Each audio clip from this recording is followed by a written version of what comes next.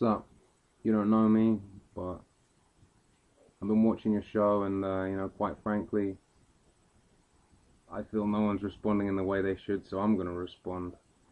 It's with regards to the drug testing incident that may or may not stop the Mayweather-Pacquiao fight going ahead.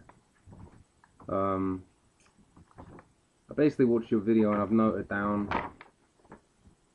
every point you've made against Pacquiao. You're clearly biased, and I'm gonna go in the order that you mention everything, and I'm gonna counter whatever you say. Okay? Because you're not coming at it with facts, you're coming at it with opinion, and everything I say is going to be true. I'm not going to adjust anything. My opinions don't really matter. I'll give my opinion after I tell you where you've gone wrong, man. Maybe teach you a little something. Okay, you open the video and you state Pacquiao is on drugs. How the hell are you so sure? Really?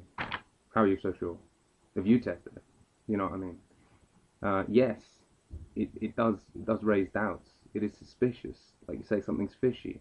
You said that, but then you contradict yourself by stating so surely, oh, he's most certainly on drugs. No one's certain of that.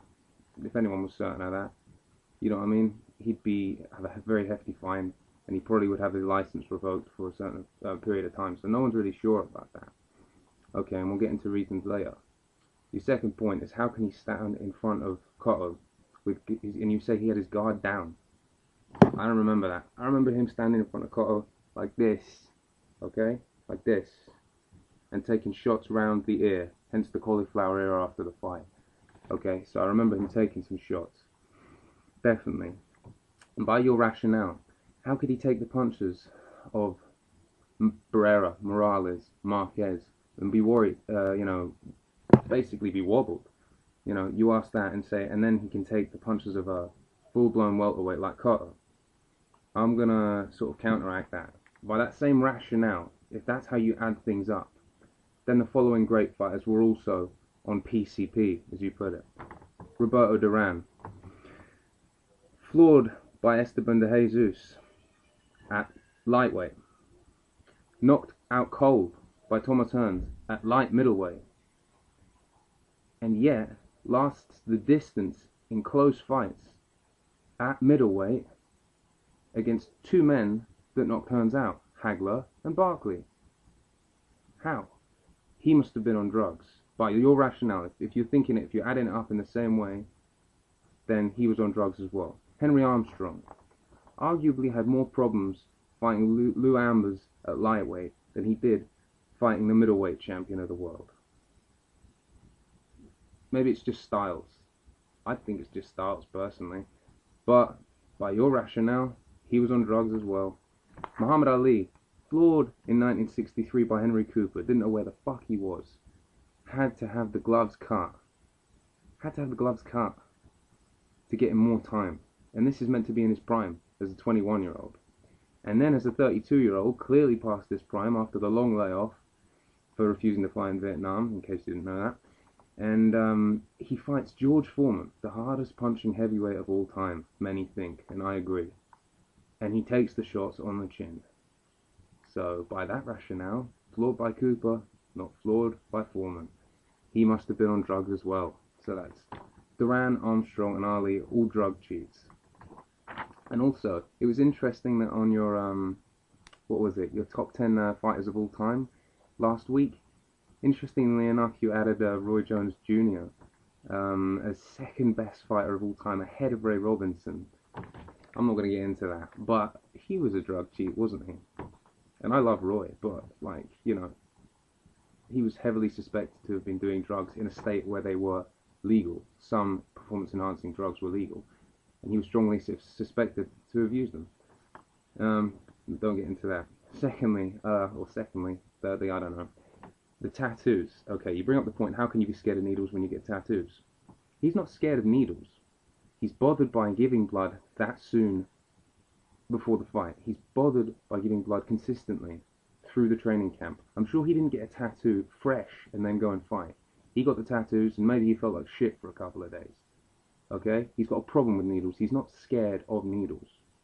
Okay, that's how come he's got the tattoos. Okay, like I said, he didn't get them and then jump in the fucking ring. He got them, they healed, probably over a couple of months, and then he jumped in the ring.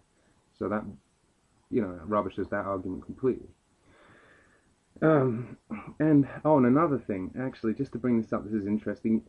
Floyd's right hand, he actually had painkillers injected, a type of anesthetic injected into his hand on more than one occasion, most notably in the second fight with Castillo. Yeah. Notice he had a lot less problems with Castillo in the second fight. Yeah, so just think about that as well. And that's out in the open. That's not speculation. Floyd had anesthetic injected into his hands before a fight. Not too good.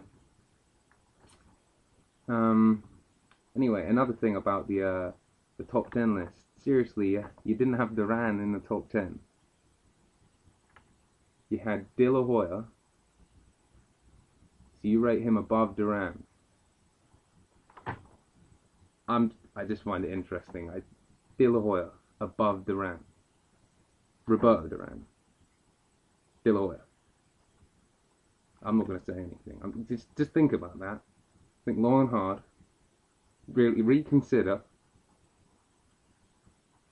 Okay, I'm not telling you how to live your life.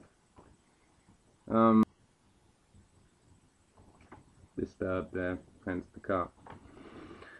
Back anyway, where were we? Oh yes, the blood test and about weakening opponents. Okay, it's a psychological edge that Pacquiao and his people are worried about, and anyone who knows the sport of boxing will understand how important a psychological edge can be. It really, it's a killer. I mean, when a classic example, the Rumble in the Jungle. I mean, Foreman was as defeated mentally as he was physically. He was more beaten mentally, in my opinion. It's mind over matter. And that's what Floyd does, because he's not confident to beat guys with his hands. He has to get inside their head, and he has to win that way. You know what I mean? Pacquiao doesn't have to win that way. That's why he doesn't talk. That's why I think a lot of people respect him more. Because he's a fighter. And he gets in there and fights. Doesn't talk. Floyd loves to tell people like Brian Kenny, Max Kellerman, Larry Merchant that they talk too much. They're journalists. They're commentators. They are paid to talk and to give their opinion. Floyd, you're paid to fight, which, incidentally, well, you're not doing enough of, I'm sorry to say. And may I also say, I was a big Floyd Mayweather fan until I started seeing him out of the ring, and the way he talks, and the way he thinks he's better than everyone else. You're a better boxer than everyone else. Maybe not even a better boxer than everyone else, but you're a better boxer than most people. But you don't have a right to talk to people with as little respect as you do. So, full respect to him in the ring, full respect to his abilities. But as a man, and the way he carries himself out of the ring, he is a bit of a wanker. I'm sorry. Anyway, in my opinion, my humble opinion. So, weakening people mentally. That's what it's about. You mentioned the De La Hoya fight, and that Pacquiao bought him from 154 to 147. Well, that's De La Hoya who wanted that, okay? De La Hoya wanted that fight, okay? Pacquiao had one fight above 130. One fight against David Diaz, and De La Hoya dragged him up to 147. Why? Because De La Hoya thought he was getting an easy fight against a smaller opponent. That's why De La Hoya did it. And that's why people were refusing to watch it. Many of the people I know were saying, I'm not going to buy this fight. It's rubbish. They didn't like Pacquiao. They wanted to see him beaten, but they didn't want to see him beaten because of size. They wanted to see him outskilled. And I myself thought De La Hoya would win a close decision. There, I thought that Pacquiao's guts would get him through. And I'm glad to say I was wrong. And De La Hoya, he offered it. De La Hoya offered it, so he weakened himself. That was the offer.